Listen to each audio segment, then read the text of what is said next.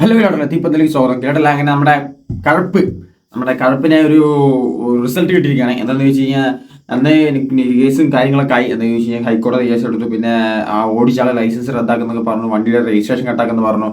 അപ്പോൾ അതങ്ങനെ നടക്കാൻ പോവുകയാണെങ്കിൽ ഇവിടെ വേറെ ഒന്നുമല്ല, സഞ്ജു ടെക്കിക്കെതിരെ സഞ്ജു ടെക്കിയുടെ കാർ രജിസ്ട്രേഷൻ റദ്ദാക്കും, പിന്നെ ലൈസൻസ് 1 വർഷത്തേക്ക് സസ്പെൻഡ് ചെയ്യും. നല്ല തീരുമാനം. നമ്മളൊരു സംഭവം ഇത് ചെയ്തിട്ടുണ്ടെങ്കിൽ അതിന് നമുക്കൊരു ഫലം കിട്ടില്ല, മനസ്സിലായില്ലേ? പിന്നെ കഴപ്പ് പൈസയുള്ളതാണ്, എൻ്റെ പൈസൻ്റെ ഹുങ്ക് കൊണ്ടാണ് ചെയ്തതെന്ന് വെച്ച് കഴിഞ്ഞാൽ പിന്നെ പേടിക്കാനേ ഇല്ല, അവന് കിട്ടേണ്ടത് കിട്ടിക്കൊണ്ടേയിരിക്കും.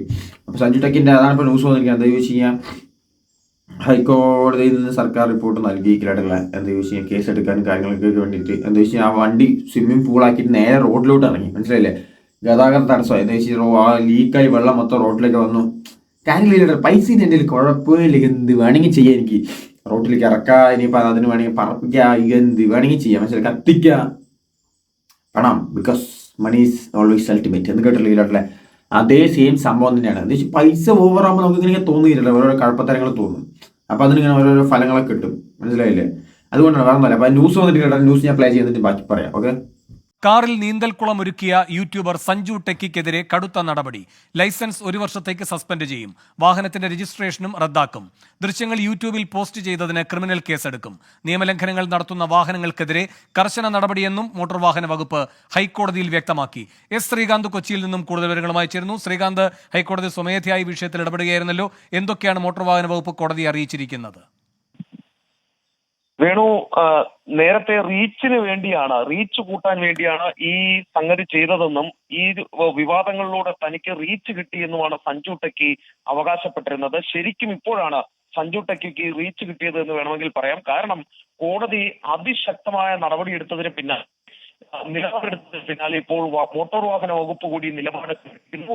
വാഹനത്തിന്റെ റദ്ദാക്കും, ലൈസൻസ് 1 വർഷത്തേക്ക് സസ്പെൻഡ് ചെയ്യും, പിഴ ഈടാക്കും, ദൃശ്യങ്ങൾ യൂട്യൂബിൽ പോസ്റ്റ് ചെയ്തതിന് ക്രിമിനൽ കേസ് എടുക്കും എന്നിങ്ങനെയാണ് നിലവിൽ ഇപ്പോൾ കോടതിയിൽ മോട്ടോർ വാഹന വകുപ്പ് അറിയിച്ചിട്ടുള്ളത്.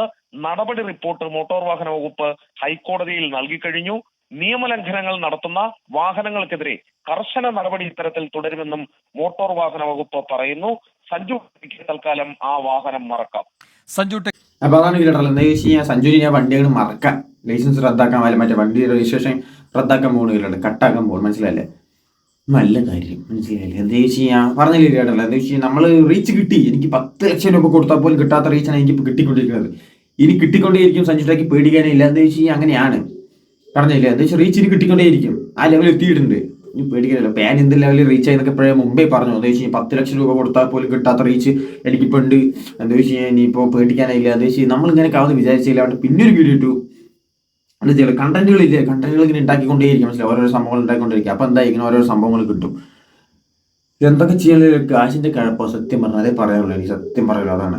അപ്പം ഇനിയും കിട്ടേണ്ടതൊക്കെ കിട്ടിക്കൊണ്ടിരിക്കട്ടെ, അർഹതപ്പെട്ടവർക്ക് കിട്ടേണ്ടതൊക്കെ കിട്ടട്ടെ. നമ്മൾ കഴപ്പത്തരങ്ങൾ ചെയ്ത് അതിനുള്ള അർഹത കിട്ടേണ്ടവർക്ക് കിട്ടിക്കൊണ്ടിരിക്കട്ടെ, അതേ പറയാനുള്ളൂ. അപ്പോൾ ഇനിയും കഴപ്പത്തരങ്ങളായിട്ട് ആരൊക്കെ മുന്നോട്ട് വരണമെങ്കിൽ അവർക്കും ഇതുപോലെ അർഹതപ്പെട്ട സാധനങ്ങൾ അവർക്ക് കിട്ടുമായിരിക്കും. അപ്പോൾ ഇല്ലടല്ലേ, അത്രേ ഉള്ളൂ.